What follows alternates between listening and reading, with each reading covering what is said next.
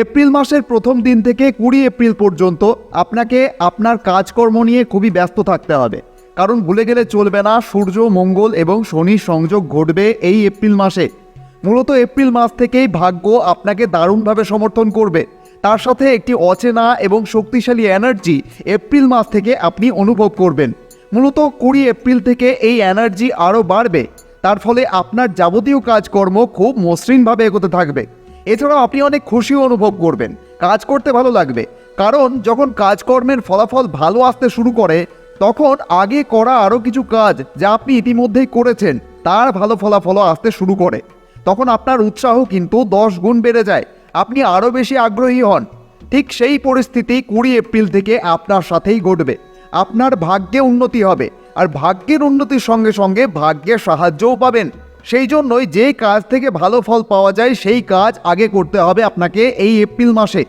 দেখুন, বর্তমানে আপনার আয়ের যেসব উৎস রয়েছে সেখান থেকে যা আসছে সেটা হয়তো সাধারণ থেকে মাঝারি পর্যায়ের মধ্যে দেখছেন আপনি, কিন্তু এপ্রিলের পুরো মাস জুড়ে এমন সম্ভাবনাও থাকবে কখনো কোথাও থেকে ভালো উপার্জন আসতে দেখবেন, আবার কখনো এমনও হতে পারে যে কোনো রোজগারই হলো না, অথবা অন্যান্য দিনের তুলনায় কম হলো। এটি বিশেষ করে যারা দৈনিক উপার্জন করছেন তাদের জন্য। কিন্তু যেদিন বেশি হবে সেদিন আপনার প্রত্যাশার থেকেও বেশি হতে পারে। তাই কোনোদিন যদি একটু কম উপার্জন হয় তবে ঘাবড়াবেন না, নিজের প্রতি বিশ্বাস বজায় রাখুন। এটার ওসুল কিন্তু অন্যদিন হয়ে যাবে। অর্থের ক্ষেত্রে আরও একটি ঘটনা দেখতে পাবেন। হঠাৎ দেখলেন আপনাকে কিছু কিনতে হবে কিন্তু অর্থ নেই। তখন আপনার মনে হবে অর্থ তো নেই, তাহলে কিনবো কিভাবে? কিন্তু এপ্রিল মাসে এমন যোগ আছে যা আপনি কিনবেন, শুধুমাত্র সেই অর্থের ব্যবস্থা হয়ে যাবে। অর্থ সঞ্চয়ের ব্যাপারে 1 এপ্রিল থেকে 20 এপ্রিল পর্যন্ত যে কোনো বিনিয়োগ করার ক্ষেত্রে ভালো রিটার্নের কথা মাথায় রেখে চলতে হবে। 20 এপ্রিল পর্যন্ত সঞ্চয় বাড়ানোর দারুণ সুযোগ থাকবে। আর যেখানে আপনার অর্থ বিনিয়োগ করা আছে সেখান থেকে ভালো রিটার্ন পাওয়া যাবে এপ্রিল মাসে। এটা খুবই ভালো একটা সময়। পুরো মাসে কোনো কমতি থাকবে না। মাতা বা মাতৃস্থানীয়ের থেকে অর্থের আগমন ঘটতে পারে। মাসের শুরু থেকেই আপনার সপ্তম ঘরে সূর্য, মঙ্গল এবং শনি, এই 3টি শক্ত গ্রহ একত্রে অবস্থান করবেন। শাস্ত্রে যখন 2টি অগ্নিতত্ত্ব এবং 1টি বায়ুতত্ত্বের গ্রহ একটি জলরাশিতে মিলিত হয় তখন সেখানে এক ধরনের অস্থিরতা তৈরি হয়। দেখুন, সূর্য এবং মঙ্গল অগ্নিতত্ত্বের গ্রহ, কিন্তু শনিদেব হলেন বায়ুতত্ত্বের গ্রহ। তো বিশেষ করে শনি এবং মঙ্গল একে অপরের ঘোর শত্রু বলে মনে করা হয়। আর সূর্য, শনি বা পিতা পুত্রের লড়াই তো অনেক কাহিনীতেই দেখেছেন যে কিভাবে কর্তৃত্বের লড়াই হতে থাকে। আবার এমনটা যে শুধুমাত্র গ্রহদের মধ্যে হয় তা কিন্তু একদমই না। প্রায়শই বাড়িতে এটি দেখা যায়। পিতা বলে আমি বড়, আমি কর্তা, তাই রাজ করার অধিকার আমার, কাউকে কিছু দান করার অধিকার আমার, সমস্ত দিকের কন্ট্রোল আমার, কারণ আমি কর্তা। কিন্তু যখন সেই পরিবারে এমন একটি সন্তান থাকেন যেখানে সন্তান নিজেকে বেশি বড় করে দেখেন, নিজের হাতে সমস্ত কিছু নিয়ন্ত্রণ করতে চান, কিন্তু গোলযোগ হয় তখন যখন পিতার পক্ষ নিয়ে পিতার পাশে কেউ দাঁড়ায় কিন্তু সন্তানের পাশে কেউ থাকে না, সন্তান একা পড়ে যায়। ফলে সেখানে সন্তান কিছু ক্ষেত্রে শক্তি এবং সমর্থনের অভাব অনুভব করেন। তো তখন মূলত লড়াই আর একার থাকে না, তখন সন্তান পিতার সংসার থেকে বেরিয়ে নিজের একটি ছোট্ট পরিবার গঠন করার চেষ্টা করেন। তখন আমরা সেটাকে ভিন্ন বলে থাকি, অর্থাৎ সেপারেশন। সন্তান ভাবেন আমি নিজেই রোজগার করি, তাহলে তোমার কর্তৃত্ব কেন মানব? তুমি জন্ম দিয়েছো ভালো কথা, খাইয়ে পড়িয়ে বড় করেছো, এটা তোমার দায়িত্ব ছিল।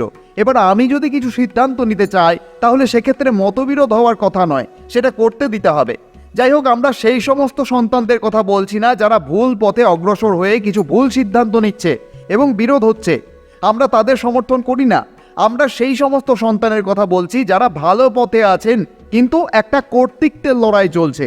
এটা আবার অনেক সময় বৈবাহিক জীবনেও ঘটে। স্বামী এবং স্ত্রী দুইজনই সমান সমান রোজগার করেন, তার ফলে কখনো কখনো কর্তৃত্বের লড়াই দেখা যায়। এই জন্য বলা হয় বিবাহের সময় এমন বিবাহ করো যেখানে কোনো একজন যেন পরিবারের দায়িত্ব নেন, সেটা হোক ছেলে বা মেয়ে। দুজনেই যদি বলে পরিবারের দায়িত্ব নেব না, তো সেক্ষেত্রে ম্যাচিং ঠিক নেই। শুরু থেকেই ইগো ক্ল্যাশ হচ্ছে, তাদের সন্তান এটা শিকার হচ্ছে। তো সেই সকল ব্যক্তিদের জন্য এপ্রিল মাস কিছুটা ঝড়ের মতো হতে পারে। ওই যে কথায় আছে না, এর একটা হেস্তনেস্ত করা দরকার, অনেকটা সেই রকম। যেহেতু সপ্তম ঘর, তাই দাম্পত্য জীবনে এই সমস্যাটা এপ্রিল মাসে দেখা যেতে পারে। কিন্তু ভালো করে শুনুন, যাদের পরিবার আরও কয়েকটি সাধারণ পরিবারের মতো তাদের ক্ষেত্রে সেরকম প্রভাব পড়বে না। হ্যাঁ, একটু তর্কাতর্কি হতে পারে, কিন্তু তা সামলানো সম্ভব। ছেলে বা মেয়ে উভয় পক্ষের কথাই বলছি। এই মাসে দাম্পত্য জীবনে তৃতীয় পক্ষকে কোনো রকম ব্যক্তিগত কথায় অংশ নিতে দেবেন না। তা হোক শ্বশুর বাড়ি বা নিজের বাড়ি, কারণ এখান থেকেই গোলযোগের শুরু হয়। পিতা পুত্রের সম্পর্কে প্রভাব পড়বে বলে মনে হয় না, কারণ এটি সপ্তম ঘর। সপ্তম ঘর পিতার ঘর নয়, তবে এটি ব্যবসারও ঘর। নতুন করে কোনো অংশীদারিত্বের ব্যবসা এপ্রিল মাসে শুরু করবেন না। আমরা প্রায় রাশিকে এটি বলেছি, তবে কারণ কিন্তু ভিন্ন ভিন্ন আছে। কারোর ক্ষেত্রে ত্রিগ্রহী যোগ সমস্যা করছে, আবার কারোর সপ্তমে যদি রাহু আছে তাদের জন্য আলাদা আলাদা সমস্যা। তো এটি একসাথে গুলিয়ে ফেলবেন না। কিন্তু আপনার জন্যও কিন্তু এটি ভাবনার বিষয় যে আপনি ব্যবসায়িক অংশীদারিত্বে যাবেন না এই মাসে। 14ই এপ্রিল পর্যন্ত সূর্য আপনার সপ্তম ঘরে থাকবেন, তারপর সূর্য আপনার অষ্টম ঘরে প্রবেশ করবেন। আর এই পরিবর্তনটি আপনার জন্য শাপে বর হতে পারে, কারণ আপনার অষ্টম ঘরে সূর্য উচ্চস্থ হবেন। কারণ আপনার অষ্টম ঘরটি মেষ রাশিতে পড়ে, সেখানে সূর্য উচ্চস্থ হন। যদিও আমরা কন্যা রাশির কথাই বলছি, যদিও অষ্টম ঘর নিয়ে অনেকের মনে অনেক সাসপেন্স আছে, কারণ অষ্টম ঘর নিজেই একটি রহস্য। উদাহরণ দিয়ে বুঝলে, একটি ঘুটঘুটে অন্ধকার ঘর, হাত বাড়ালেই সেখানে মিলতে পারে বিপুল রত্নভাণ্ডার, আবার সেই অন্ধকার ঘরেই থাকতে পারে বিষাক্ত সাপ, ফলে হাত বাড়ালে খেতে হতে পারে ছোবল। তো অনেকটা সেই রকম। কিন্তু যখন আপনি সেই ঘরকে আলোকিত করে ফেলবেন, তখন নিজেই দেখতে পাবেন কোথায় রত্নভাণ্ডার আর কোথায় বিষাক্ত সাপ। অবশ্যই এটা আলিবাবা 40 চোর গল্পের মতো হলেও কিন্তু অষ্টম ঘরের ভাব কিন্তু অনেক ভিন্ন। এখানে আলো অর্থে জ্ঞানের আলোকে বোঝানো হচ্ছে। এখানে সেই অন্ধকার ঘরের কথা বলা হচ্ছে যেখানে আপনি ভাবছেন এটি করলে হতে পারে লাভ আর না হলে লোকসান, কিন্তু প্রপার নলেজ থাকলে লাভ ঠিকই হবে। তো উচ্চস্থ সূর্য যখন সেই ঘরকে আলোকিত করে ফেলবেন, তখন আপনার সমস্ত বাধা অতিক্রম করার তেজ প্রদান করবেন। আর এখানেই আসবে আপনার কর্মজীবন এবং পেশায় অভাবনীয় সুযোগ। কিন্তু জ্ঞান না থাকলে অনুভব করতে হবে কিছু চ্যালেঞ্জও। আপনার কেরিয়ার বা কর্মের কারক গ্রহ বুধ 10ই এপ্রিল পর্যন্ত ষষ্ঠ ঘরে রাহুর সাথে অবস্থান করছেন। আর এটি আপনাকে ইশারা করছে যে মাসের প্রথম 10 দিন আপনার কর্মক্ষেত্রে কোনো ষড়যন্ত্র বা গোপন শত্রুদের থেকে সাবধান থাকতে হবে। নিজের পরিকল্পনা কাউকে বলা যাবে না। রাহুর প্রভাবে আপনার বুদ্ধি কিছুটা বিভ্রান্ত হতে পারে 10ই এপ্রিল পর্যন্ত, অথবা কাজের জায়গায় কেউ আপনার নামে মিথ্যা রটনা করতে পারে, এই দিকটি স্মরণে রাখবেন। দেখুন, আমরা অনেক আগের থেকে এই বিষয়ে আপনাকে অবগত করছি। 20 মার্চ এই প্রতিবেদন বেরোচ্ছে, ঠিক সেইভাবে নিজেকে তৈরি রাখবেন। কিন্তু দেবগুরু বৃহস্পতি আপনাকে সমর্থন করছেন, আপনাকে সেফগার্ড করছেন। তিনি আপনার দশম ঘরে অর্থাৎ কর্মের ঘরে পুরো মাস অবস্থান করছেন। যদিও বুধের রাশিতে বৃহস্পতি রয়েছেন, তবুও তিনি আপনাকে কেরিয়ারে একটি স্থায়িত্ব দেবেন। দেবগুরু বৃহস্পতির কৃপায় কর্মহীনদের চাকরি হওয়ার প্রবল যোগ রয়েছে। যারা সরকারি চাকরির চেষ্টা করছেন তাদের জন্য 14ই এপ্রিলের পর সূর্যের উচ্চস্থ অবস্থান নতুন কোনো সুযোগ এনে দিতে পারে। তাই বলা হলো আঁধার ঘরে আলো জ্বলবে। 14ই এপ্রিলের পর বুধ যখন আপনার সপ্তম ঘরে প্রবেশ করবেন, তখন তিনি সেখানে নিচস্থ হয়ে থাকবেন। এই সময় কর্মক্ষেত্রে বা ব্যবসায় বড় কোনো সিদ্ধান্ত নেবেন না, বিশেষ করে কাগজের কাজে কোনো ভুল হওয়ার সম্ভাবনা থাকবে। 30শে এপ্রিল পর্যন্ত এই নিচস্থ বুধ আপনাকে বারবার ভুল সিদ্ধান্ত নিতে প্ররোচিত করতে পারে, তাই মাথা ঠান্ডা রাখুন। মাসের প্রথম 20 দিন শুক্র মেষ রাশিতে অর্থাৎ আপনার অষ্টম ঘরে অবস্থান করবেন। তার ফলে আপনার জীবনে আসতে পারে হঠাৎ বড় প্রাপ্তি। এই সময় প্রাপ্তিযোগ সক্রিয় থাকবে। পুরনো বীমা থেকে অর্থ বা পৈতৃক সম্পত্তি থেকে লাভ, এগুলিও হতে পারে। আবার 20 এপ্রিলের পর থেকে সময়টি আপনার জন্য গোল্ডেন পিরিয়ড, কারণ 20 এপ্রিলের পর থেকে শুক্র আপনার নবম ঘরে নিজ রাশিতে প্রবেশ করবেন। শুক্রের নিজের রাশিতে অবস্থানের কারণে আপনার ভাগ্যের দুয়ার খুলে যাবে। যারা বিদেশি ব্যবসা বা আমদানি রপ্তানির সাথে যুক্ত, তাদের জন্য মাসের শেষ 10 দিন আয়ের অভাবনীয় জোয়ার আসতে পারে।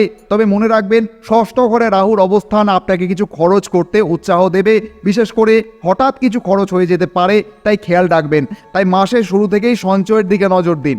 স্বাস্থ্যের দিক থেকে কন্যা রাশিকে একটু সতর্কতা নিতে হবে।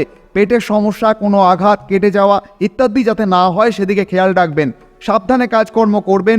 বাইক বেশি জোরে চালাবেন না। রাস্তা দেখে পার হবেন। ধারালো কোনো বস্তু নিয়ে কাজ করার সময় বেশি সতর্কতা প্রয়োজন। 10 তারিখের পর থেকে ত্বকের সমস্যা হলে অবশ্যই ডাক্তার দেখাবেন। 11 এপ্রিলের পর থেকে কর্মব্যস্ততা বাড়বে, কিন্তু শরীরকে অবহেলা করবেন না। বাইরের খাবার এড়িয়ে চলাই বুদ্ধিমানের কাজ হবে আপনার জন্য এপ্রিল মাসে। শিক্ষার্থীদের জন্য এপ্রিল মাসটি একটি লড়াকু মাস বলা যায়। পড়াশোনায় মন বসাতে বেশ বেগ পেতে হবে। বিশেষ করে 10 এপ্রিলের পর থেকে আপনার রাশি অধিপতি বুধ নিচস্থ হয়ে যাওয়ায় একাগ্রতা কমে যেতে পারে। তবে যারা উচ্চশিক্ষার জন্য বিদেশে যেতে চাইছেন বা গবেষণার কাজে যুক্ত, তাদের জন্য 20 এপ্রিলের পর শুক্রের শুভ গোচর ফলদায়ী হবে। বুধ নিচস্থ থাকলেও দেবগুরু বৃহস্পতি দশম ঘরে বসে উচ্চশিক্ষার ঘরকে দেখছেন। তাই গুরুজন বা শিক্ষকদের পরামর্শ মেনে চললে কিন্তু এটি আপনার জন্য ভালো প্রমাণিত হবে।